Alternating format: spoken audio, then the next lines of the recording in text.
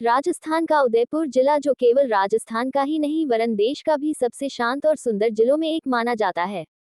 इसी उदयपुर जिले में नफरत से भरे रक्त पिपासुओं ने एक बहुत ही साधारण हिंदू दर्जी कन्हैयालाल की दुकान में घुसकर दिन दहाड़े धारदार हथियार से निर्ममता पूर्वक उसकी हत्या कर दी।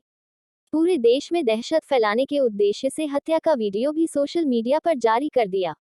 वीडियो में प्रधानमंत्री का भी यही हश्र करने की धमकी दी। हत्यारे कन्हैयालाल द्वारा नुपुर शर्मा का सोशल मीडिया पर समर्थन किए जाने के कारण उसको सबक सिखाना चाहते थे।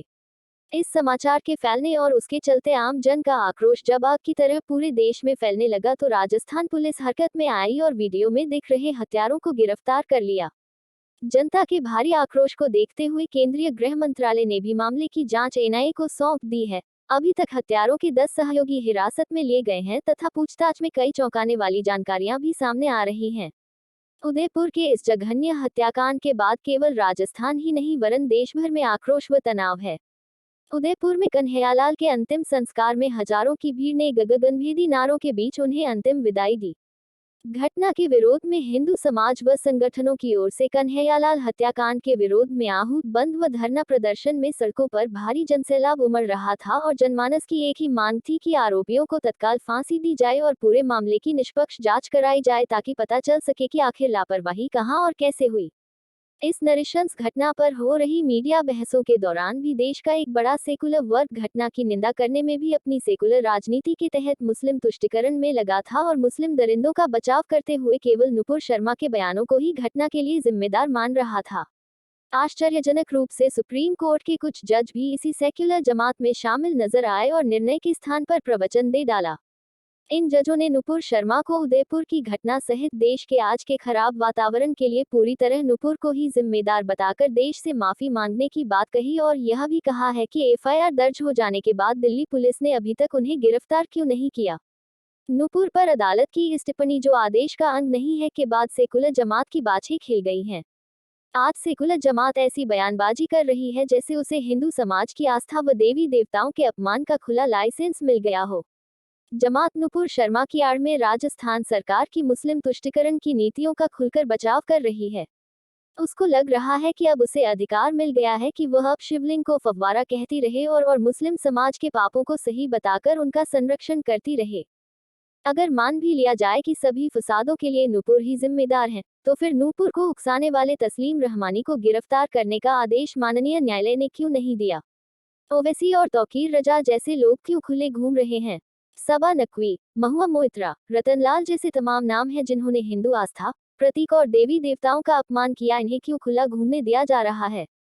माननीय सुप्रीम कोर्ट ने जिस प्रकार से एक तरफा कड़ी टिप्पणी करी है उससे न्यायपालिका पर भी लोग संदेह ही करेंगे और उसका सम्मान कम होगा। सर्वोच्च टिप्पणी के कारण आज राजस्थान की सरकार व कट्टरपंथी मुस्लिम संगठनों व उनकी हरकतों का बचाव करने वाले राजनीतिक दलों में फिर एक नई जान आ गई है। सर्वोच्च अदालत से यह संदेश निकल रहा है कि हिंदुस्तान में हिंदुओं को ही बोलने की आजादी नहीं है, विचार विनिमय की संस्कृति नहीं है, यहाँ पर धार्मिक किताबों से उद्धरण देकर जिरह की चुनौती नहीं दी जा सकती, यहाँ पर ईशनिंदा कानून लागू है और वास्तव में भारत धर्मनिरपेक्षता की आड़ में एक इस्लामिक मुल्क है।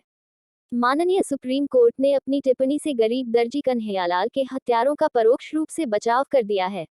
अदालत ने बिना किसी प्रकार की विवेचना किए ही अपनी तथाकथित टिप्पणियां दे दी हैं, जिसके कारण आज एक बार फिर देश में नफरत और आक्रोश का वातावरण उत्पन्न हो गया है।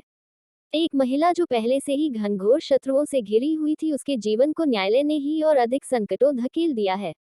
एक पीड़ित की सहायता करने की बजाय न्यायालय ने उसे सर तन से जुदा करने वाले भेड़ियों के हवाले कर दिया है।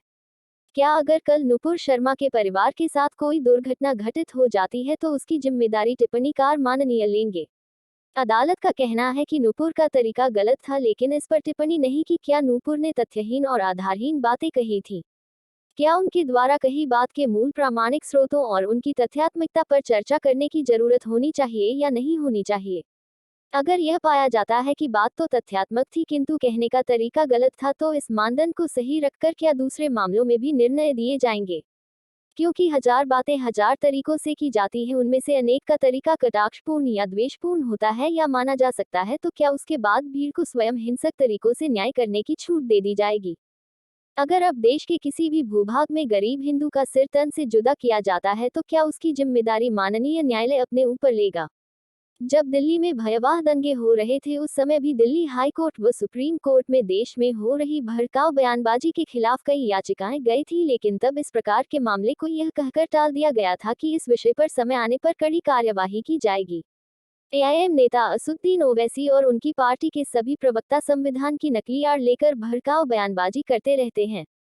देश के कई मौलाना लगातार नफरत का माहौल पैदा कर रहे हैं, जिसमें अभी मौलाना तौकीर रजा ने तो देश का माहौल खराब करने की कसम ही खा ली है। क्या सुप्रीम कोर्ट और दिल्ली पुलिस ऐसे नेताओं व मौलानाओं के खिलाफ भी टिप्पणी करने का साहस दिखा पाएगा? यहाँ पर एक यह जानकारी भी उल्लेखनीय है कि जो माननीय जे.बी. पारदीवाला कन्हैयालाल की हत्या के लिए नुपुर शर्मा को जिम्मेदार बता रहे हैं। उनके पिता बरजोर जी पारदीवाला कांग्रेस के विधायक थे और गुजरात विधानसभा के स्पीकर भी रहे। इसी परिचय से उनकी टिप्पणियों का मूल समझा जा सकता है। सही समय है कि इस प्रकार की ओछी टिप्पणी करने वाले जजों के खिलाफ भी महाभियोग लाया जाए। राजस्थान में जो कुछ भी हुआ उसके लिए किसी भी सीमा तक जाकर मुस्लिम तुष्टीकरण पर उतारू राज्य की कांग्रेस सरकार भी कम जिम्मेदार नहीं है। इस सरकार ने कुछ माह पहले ही पीएफआई जैसे कुख्यात संगठन को कोटा में रैली करने की इजाजत दे दी थी और उस रैली में हिंदू समाज, भारत सरकार, भाजपा व संघ के खिलाफ खूब जमकर जहर उगला गया, लेकिन हिंदू समाज शांत रहा।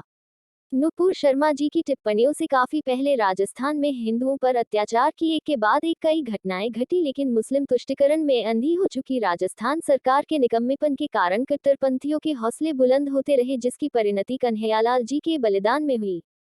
कांग्रेस सरकार के संरक्षण में राजस्थान में पीएफआई अपनी जड़ें जमा चुका है।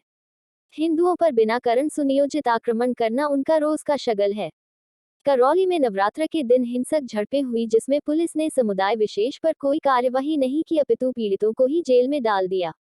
इसी प्रकार भीलवाड़ा और जोधपुर में तनाव के हालात बने, लेकिन प्रशासन ने पीड़ित हिंदुओं के विरुद्ध ही कार्यवाही कर दी, जिसके कारण हिंदू समाज का आक्रोश बढ़ता ही जा रहा है। कन्हैयालाल की जघन्य हत्या और उस पर न्यायाधीश की टिप्पणी ने हिंदू समाज के जख्मों पर नमक छिड़कने का काम किया है, किंतु संभवतः ये नमक हिंदू समाज को एकजुट होकर खड़े होने का साहस देने का काम करेगा।